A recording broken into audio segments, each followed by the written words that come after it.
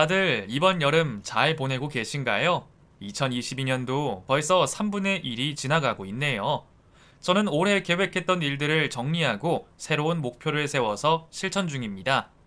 생각해보면 목표로 세워둔 시간 동안 우리는 어떤 일이 벌어질지, 어떤 변화가 생길지 아무도 모르잖아요. 그러니 긴 기간을 주기로 커다란 계획을 짜는 게 왠지 무의미한 것 같더라고요. 과거에 내가 세운 목표를 이루기 위해 너무 애쓸 필요도 없고요.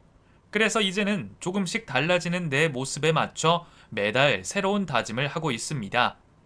제가 이런 생각이 든 이유는요. 사실 20년간 저에게 변하지 않은 목표 하나가 있었거든요. 이번에서야 결국 이뤄냈던 그 일에 대해 들려드릴까 합니다. 전 서울에 살고 있는 30대 여자입니다. 그리고 편부모 가정의 외동딸이기도 하죠. 20여 년 전 아빠는 이혼하고 혼자 애를 키우던 여자와 바람이 났습니다. 당시 아빠가 다니던 직장에서 만난 여자였는데 꽤나 상황이 어려웠나 봐요. 어떻게든 아이와 살아가기 위해 억척스럽게 일을 다니던 그런 사람. 아빠는 겉으론 모자를 것 없는 젊은 여자가 혼자 아이를 키우는 게 안 됐다며 신경을 써줬고 결국 그게 바람이 된 거죠. 이혼녀이던 그 여자는 졸지에 우리 아빠를 빼앗아 단란한 가정을 이뤘고 졸지에 저희가 이혼 가정이 돼버린 겁니다. 운명이 아예 바뀌어버린 거죠. 엄마 말론 아빠는 굉장히 다정하고 정이 많은 사람이었다는데 제 기억 속에도 아빠는 공경에 빠진 사람을 그냥 지나치지 못했거든요. 그 속 깊은 정이 이런 식으로 독이 될 줄 그 누가 예상했었을까요? 엄마도 처음엔 아빠의 외도를 알고서 그건 사랑이 아니라 동정이라며 돌아오라고 애원하셨대요. 지금이라도 돌아오면 모른 척 해주겠다고. 하지만 아빠는 매몰차게 우리를 버리고 떠났습니다. 부족함 없던 우리 집은 아빠의 부재로 인해 가세가 기울어 버렸어요. 고된 일 한번 해본 적 없던 엄마는 외가의 도움만 기대할 순 없다며 혼자서 저를 키우기 위해 식당 일을 시작하셨고요. 아빠가 우리를 버리고 가던 날, 전 아빠가 남긴 마지막 그 말을 결코 잊을 수 없었습니다. 아빠 절대 용서하지 마. 용서하면 안 돼, 민정아.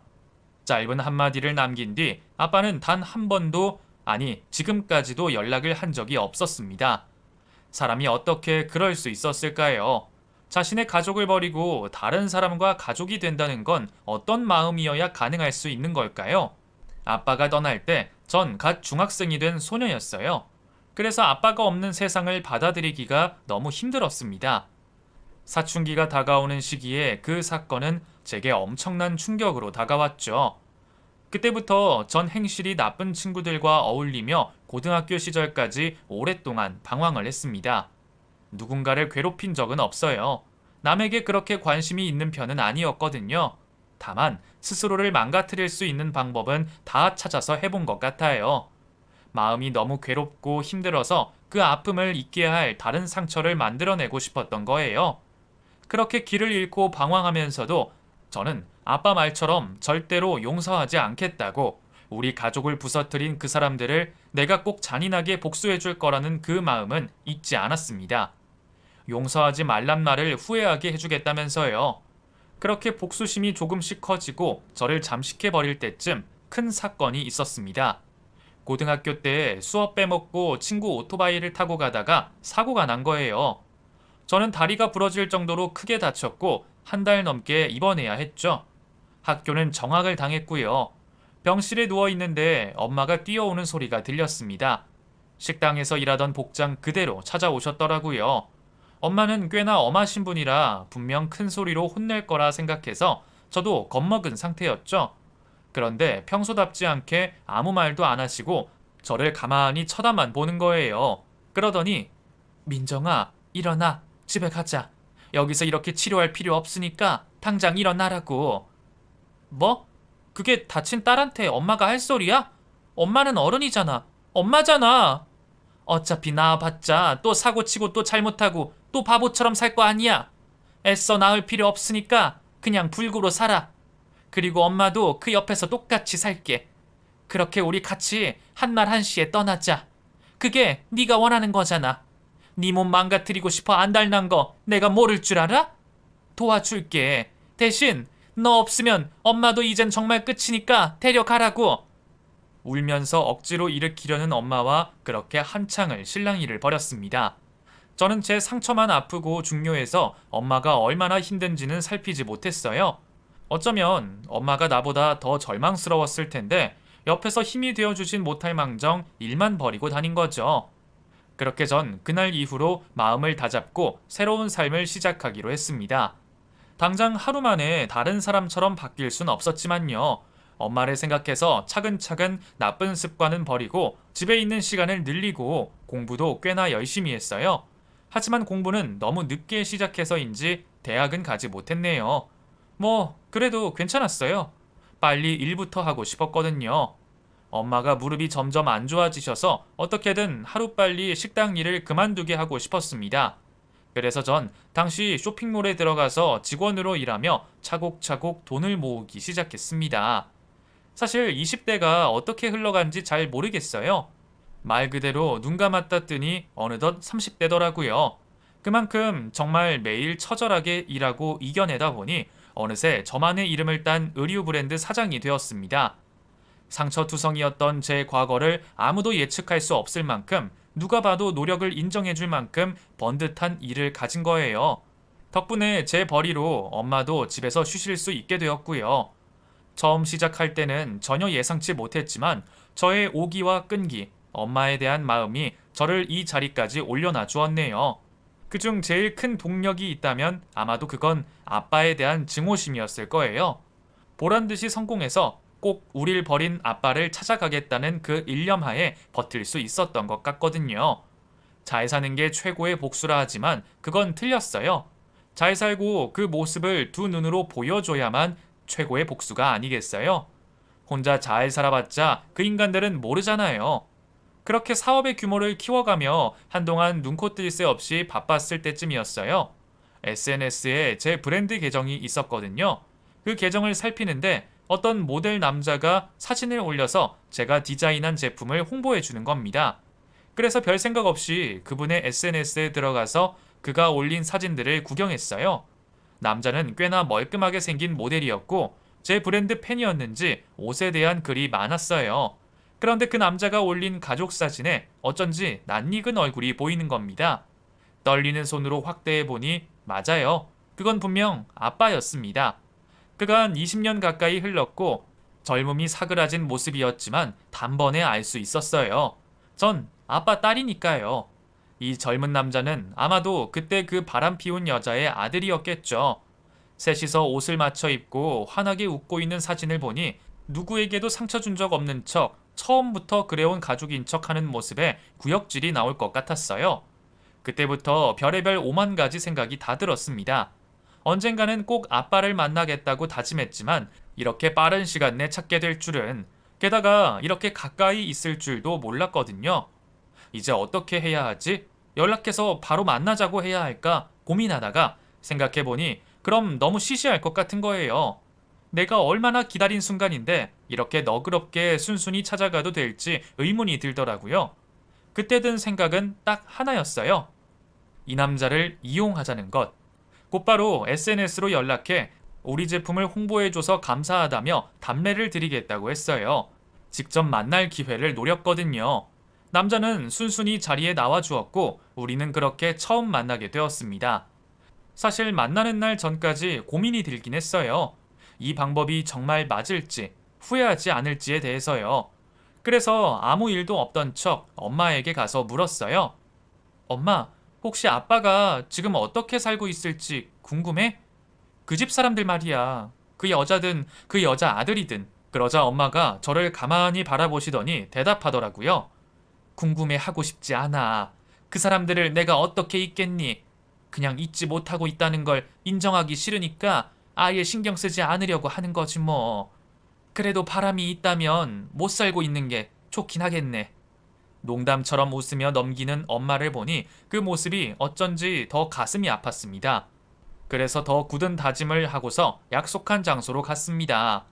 그 사람은 저보다 2살이 어렸고 제 직장과 그다지 멀지 않은 곳에서 살고 있었죠. 그런데 먼저 저를 알고 있었다고 하는 겁니다.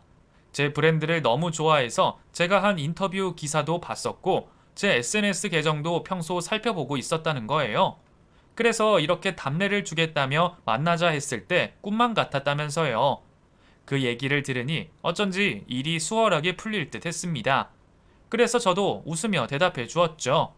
저도 원래 이렇게 직접 일일이 만나고 다니진 않아요. 그런데 저희 제품을 많이 좋아해 주시고 광고도 아닌데 먼저 나서서 홍보해 주시니 특히나 감사하더라고요.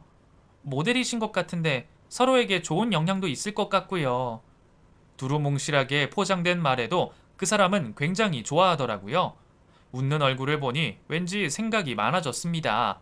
내가 겪은 불행이 사실 이 사람의 몫이었을지도 모른다는 것과 자신의 운명이 뒤바뀌었다는 것도 모른 채 죄책감이나 불안감 없이 얼마나 순탄하게 살아왔을까 하는 그런 생각들, 이 사람의 잘못이 아닌데도 화도 나고 우습기도 하더라고요.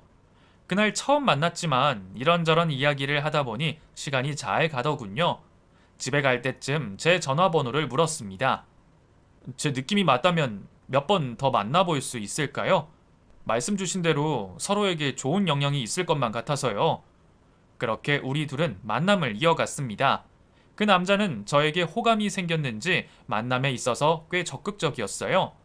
저와 제 일이 멋있다면서 자신이 동경하던 사람을 만나게 된 게 꿈만 같다고 하더라고요. 물론 우리의 만남이 가능했던 건 그 바탕에 저의 의도가 있었지만요. 당시 목적은 하나였어요.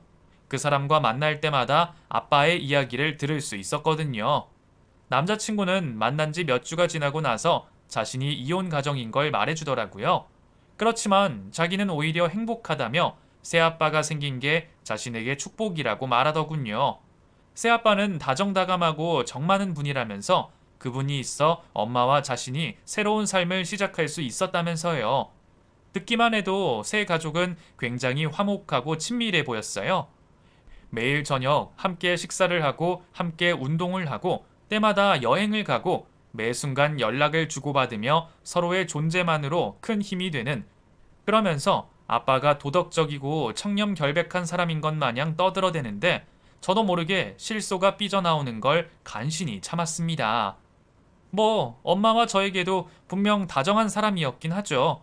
우리를 떠나기 전까진 말이에요. 아빠는 지금 그 여자랑 같이 음식점을 한다고 했어요. 장사가 꽤나 잘 되는 것 같았고요. 그것도 참 웃기지 않나요?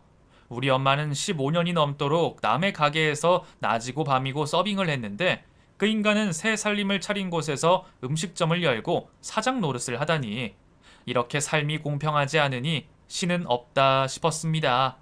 아빠의 이야기를 듣는 건 끔찍하기도 괴롭기도 했지만 어쩐지 속이 시원해지기도 했어요.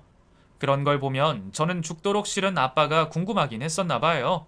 그 모든 이야기를 들으니 생각이 명확해졌습니다. 이 남자와 결혼 직전까지 가서 그 파렴치한 집을 송두리째 망가뜨리는 것, 그것만이 우리 가족의 원한을 갚을 수 있는 유일한 방법이라는 걸 알았죠. 그래서 그때부터 저는 아예 작정을 하고 남자에게 접근했습니다. 그리고 얼마 후 손쉽게 제 남자친구가 되었죠. 전 남자친구를 만날 때마다 의도적으로 아빠에 대한 부정적 이미지를 심어 놓았어요. 우리 아빠는 내가 중학교 때 다른 여자랑 바람이 나서 도망갔어.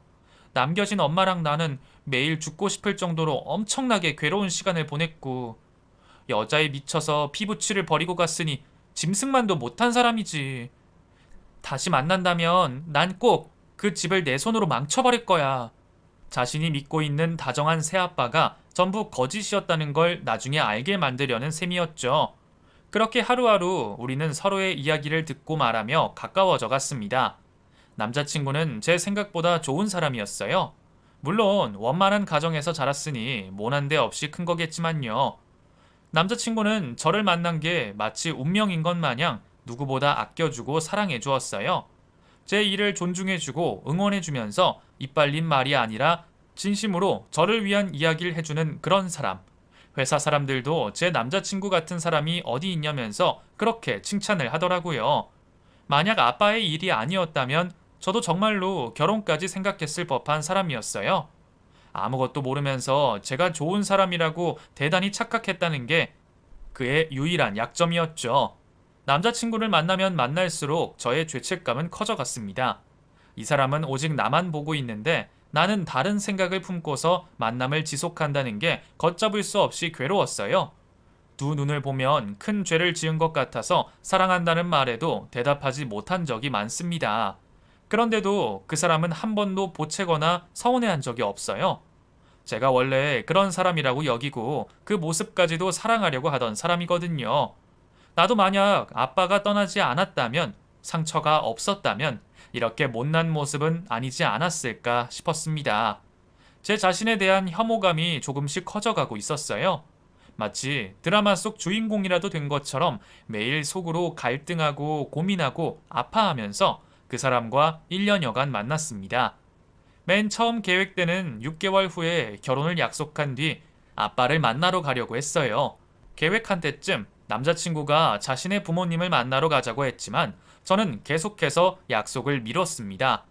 그렇잖아요. 아빠를 만난다는 건 결국 이 모든 만남이 끝이라는 건데 그 끝을 마주하기가 싫었어요. 어떻게든 일주일, 한 달이라도 그 시간을 늦추고 싶었거든요. 저는 죄책감과 미안함 속에서 그 남자를 놓지도 붙잡지도 못했습니다. 그렇게 1년이 흘렀을 때쯤 엄마가 무릎 수술을 받게 되었어요. 그 뒤로 거동이 거의 어렵게 되었죠. 엄마는 급격하게 건강이 안 좋아지셨고 몸이 안 좋으니 정신적으로도 많이 힘들어 보이셨어요. 말수가 줄어들었고 웃음기도 거의 메말라지셨고요. 저는 일을 줄이고 엄마 옆에서 더욱더 많은 시간을 보냈습니다. 그토록 엄격하고 굳세던 엄마인데 말수가 줄어든 모습을 보니 너무나 속이 상하더라고요. 만약 이런 때에 아빠가 있었다면 얼마나 큰 힘이 되었을까? 아니, 아빠가 떠나지 않았더라면 엄마가 이렇게 약해질 리 없지 않았을까 싶은 생각에 너무 괴로웠습니다. 모든 게 아빠 잘못만 같았어요. 저는 매일 술을 마신 채 잠이 들며 고민했습니다. 아무래도 저에겐 죄책감보다 이 마음속 복수심, 원망을 해치우는 게 먼저인 것 같았어요.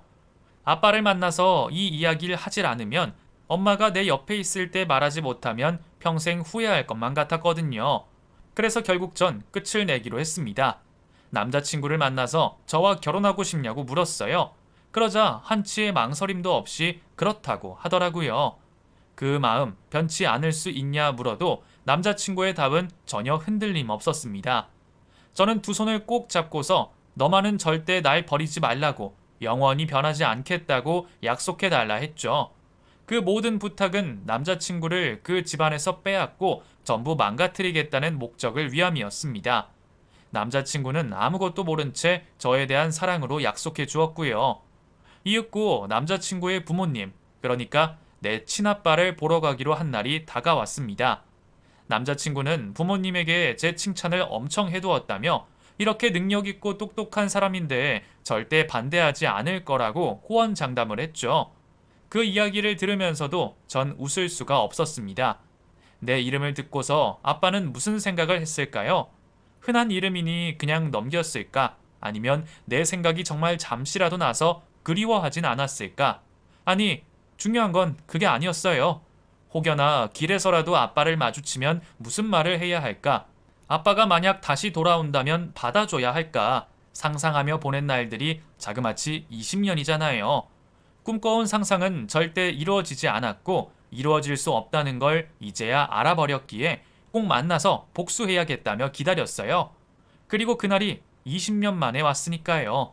이런 생각들이 머릿속에 꽉 차서 아무 소리도 아무 이야기도 들리지 않는 것 같았어요. 거의 다 목적지에 다다랐을 때 남자친구는 자신이 사는 아파트를 소개해주며 들떠있는 듯 보였어요. 선물을 들고 있는 제 손이 떨리고 있다는 걸 전혀 눈치채지 못하고요.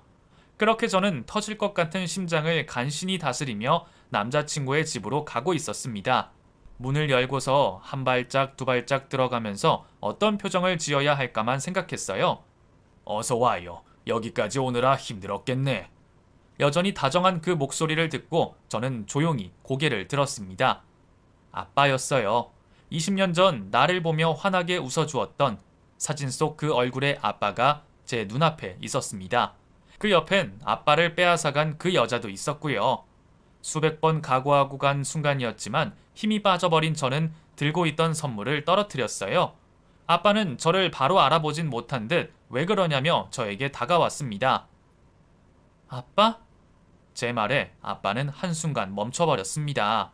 마치 누군가 물을 끼얹은 듯 깊은 정적이 흘렀어요. 남자친구가 먼저 다가와 물었습니다. 지금 뭐라고 했어?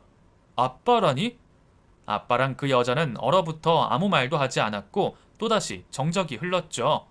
저는 더 이상 참을 수 없었습니다. 아빠, 나 민정이야. 오랜만이네? 바람나서 새살림 차렸다더니 저 여자랑 남의 집 풍비박산 내고 여기서 하하호호 웃으며 지내고 있었어? 세상 정말 좁다. 내가 아빠 며느리 될 뻔했네? 민정아, 진정해. 이야기 좀 하자. 무슨 이야기? 버리고 갈 땐 인사도 안 하더니 이제 와서 이야기하자고? 쓰레기는 여전히 쓰레기네. 저는 고래고래 소리를 지르면서 가지고 온 한과랑 과일을 마구 던졌어요. 그리고서 아빠 뺨을 때리고 그 여자를 밀쳐서 쓰러뜨렸습니다. 남자친구가 막아도 저는 여전히 여자의 머리채를 잡고 놓아주지 않았어요. 저한테 어떻게 그런 힘이 있는지 저도 알지 못할 정도였죠.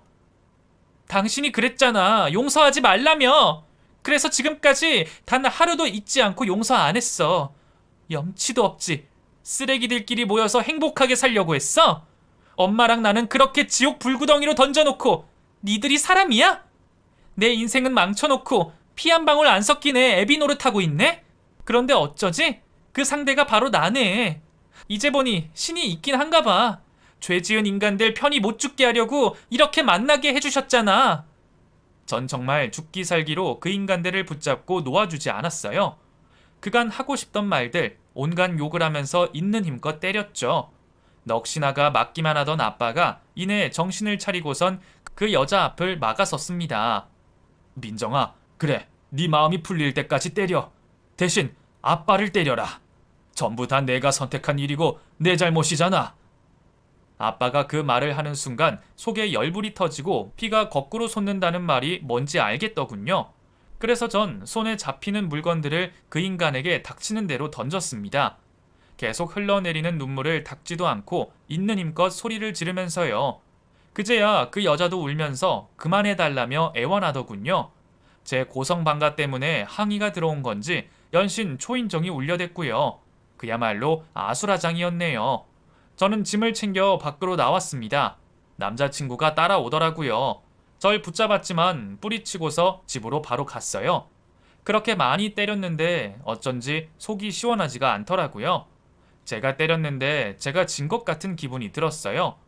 그 집을 들어섰을 때 들려오던 웃음소리, 아득한 분위기, 여유로운 그 미소, 그 모습을 직접 눈앞에서 봤으니 어쩌면 전 그 순간부터 이미 졌던 걸지도 모르죠. 눈물이 멈추지 않았습니다. 아무리 흘려보내도 제 마음속에 커다란 우물이 생긴 것처럼 말을 틈이 생기지 않았어요. 때린 것에 대해서 나를 고소할까? 아니면 만나자고 연락이 올까? 저를 만난 것에 대해서 어떤 대응을 할지 궁금했습니다. 그런데 아무런 반응을 보이지 않더라고요. 그것도 그건 나름대로 허무했네요. 대신 남자친구가 그 뒤로 매일 연락이 왔습니다. 문자와 전화는 물론이거니와 집 앞까지 와서 동네방네 소리를 질렀어요. 제발 만나달라며 편지를 두고 가기도 하고요. 문자 내용은 보통 이런 것들이었어요. 난 정말 몰랐어. 우리 만나서 이야기하자. 이렇게 못 보니까 죽을 것만 같아. 제발 한 번만 만나줘. 내가 우리 부모님 잘못까지 대신 빌게. 받아주지 않아도 되니까 얼굴만 보여줘. 엄마는 왜 그러냐며 무슨 일 때문에 헤어지는 건지 물었지만 저는 아무 말도 하지 않았습니다. 엄마에게 차마 사실대로 말할 수 없었거든요. 그 뒤로도 남자친구는 술을 먹고 찾아오거나 직장까지 와서 빌었습니다.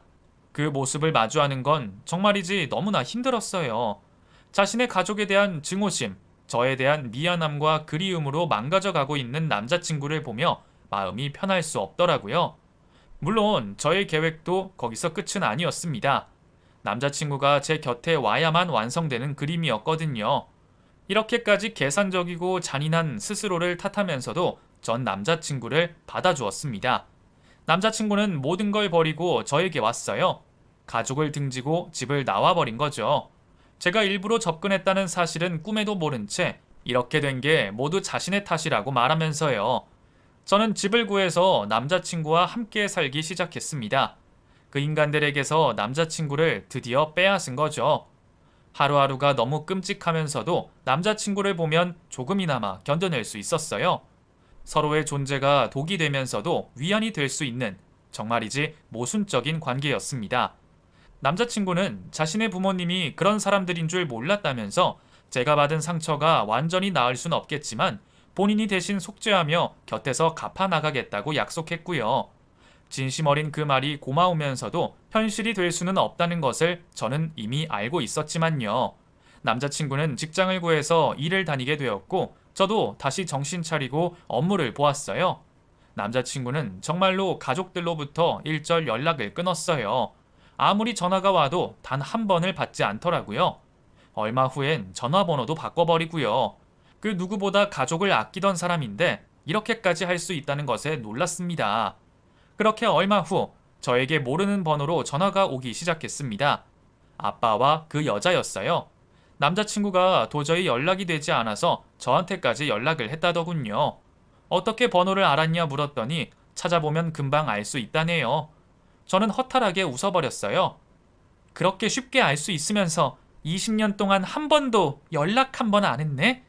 당신도 참 지독하다. 마음으로 낳은 자식이 피로 낳은 자식보다 끈끈한 걸 보면 말이야. 이렇게 연락하지 마. 그렇게 좋아하는 자식 얼굴 다신 보고 싶지 않으면.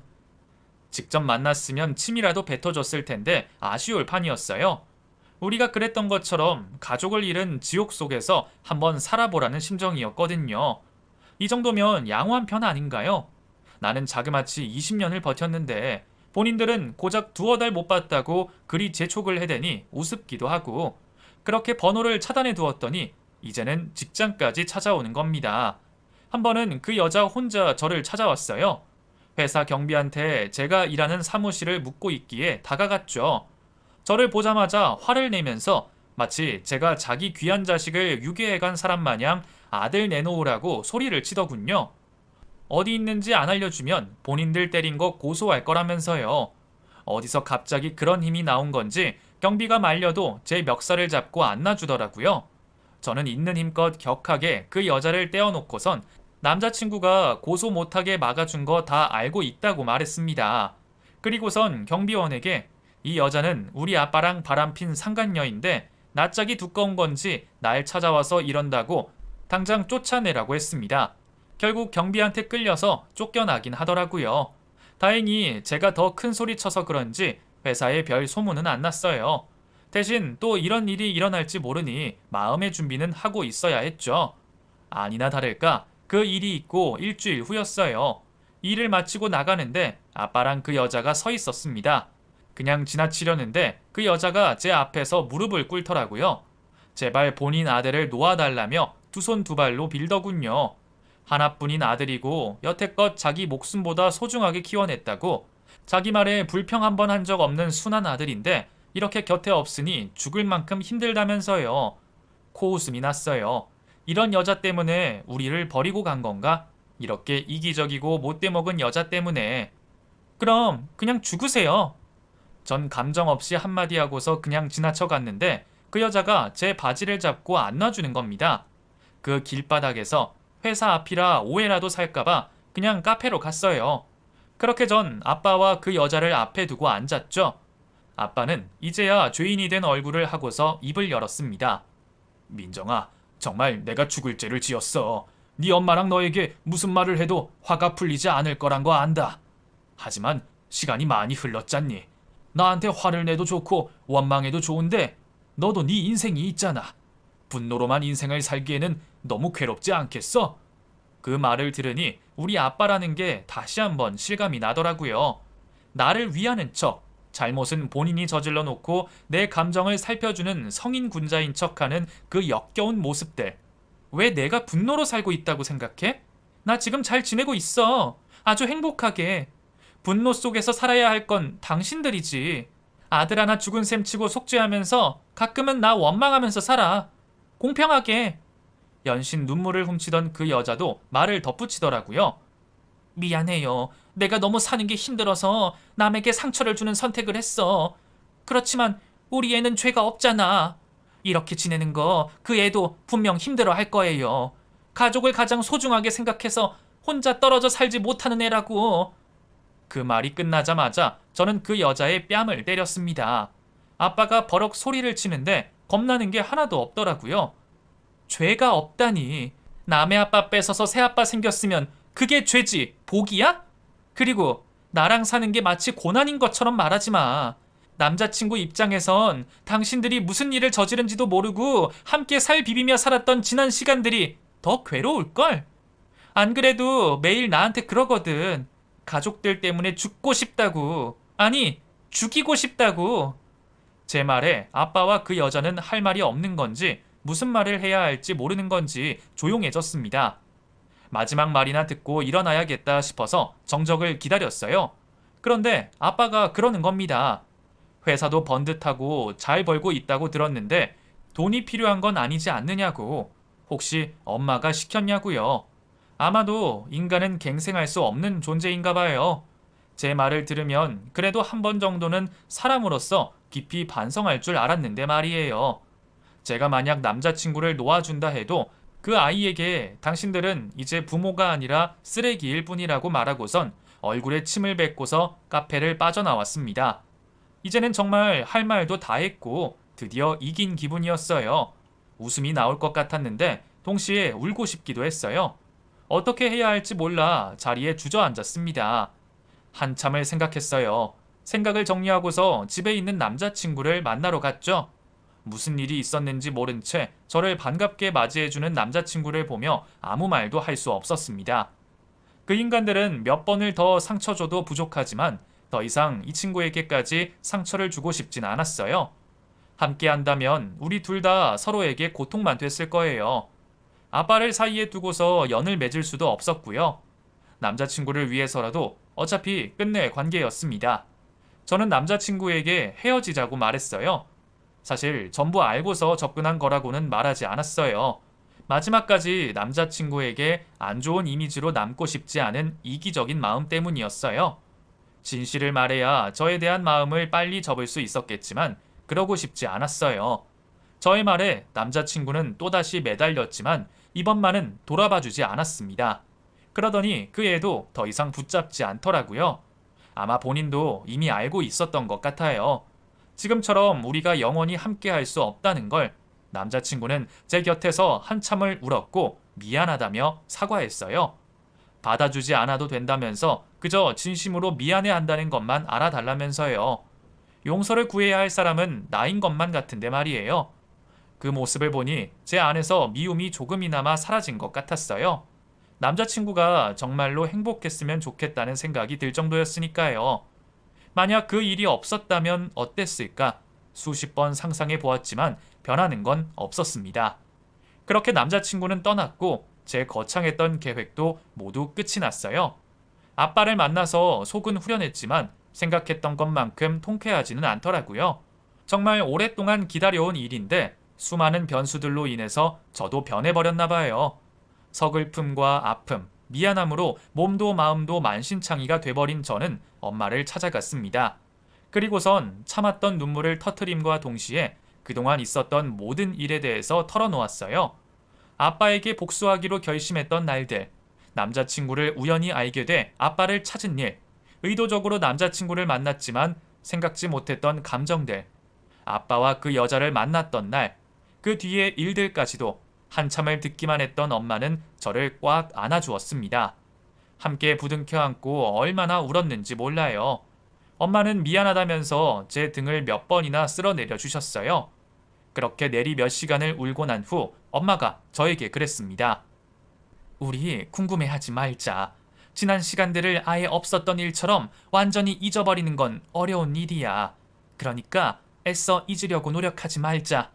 생각나면 생각나는 대로 화내고 슬퍼하기도 하는 거야. 대신에 우리의 남은 날들을 궁금해하자. 그럼 언젠간 과거도 희미해질 거야. 저는 그제야 모든 생각과 고민들로부터 벗어날 수 있었던 것 같아요. 제 머릿속을 꽉 채운 답없는 질문들로부터 비로소 벗어날 수 있었습니다. 그 후에 한번 남자친구에게 연락이 왔어요. 저를 붙잡거나 다시 만나자는 건 아니고 그냥 그간 있었던 안부에 대한 이야기들이었죠. 들어보니 그 친구는 본가로 들어갔다가 얼마 후에 나와서 새 집을 얻어 살고 있다고 하더군요. 이제는 가족들과 다시 예전 같은 사이로 돌아갈 수 없다는 걸 깨달았다면서요. 그렇지만 혹여나 제가 죄책감 갖지 않았으면 한다고 하더라고요. 만약 사실을 모른 채 살았다면, 그래서 너무 늦게 알아버렸다면 그동안의 자신이 더 싫었을 수도 있었다고요. 그렇게 연락이 닿았을 때 사실 저 가슴이 두근거렸어요. 오랜만이라 너무나 반가웠다고, 어떻게 지내냐고 물어보고 싶은 것들이 너무 많았거든요. 그래서 시간이 되면 만나자고 말해볼까 잠시 고민했지만 결국 아무 말도 하지 않았어요. 이제야 정말 우리가 이별할 때라는 걸 직감했거든요. 마지막 인사를 전하고서 전화를 끊고 또다시 울음이 터졌지만 전 이제 후회하지 않았습니다. 엄마가 해준 말이 맞았어요. 제가 완전히 그 친구를 잊는 건 불가능한 일이에요.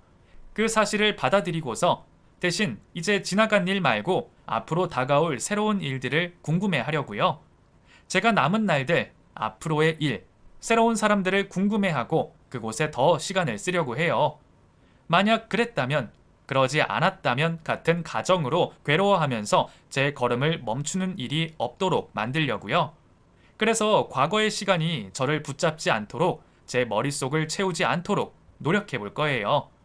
그렇게 한 달, 두 달 새로운 계획을 세우고 실천해 가다 보면 저도 새로운 삶을 살 수 있겠죠? 또 다른 나로서요. 이제라도 분노와 절망이 아닌 희망과 행복 속에서 사는 저를 상상하고 싶어졌거든요. 아무에게도 하지 못했던 이 이야기를 털어놓으니 정말 후련하네요. 오늘은 왠지 마음 편히 잠들 수 있을 것 같아요. 제 사연 들어주셔서 감사합니다. 계획한 일들 모두 이루시는 걱정 근심 없는 좋은 하루 보내세요.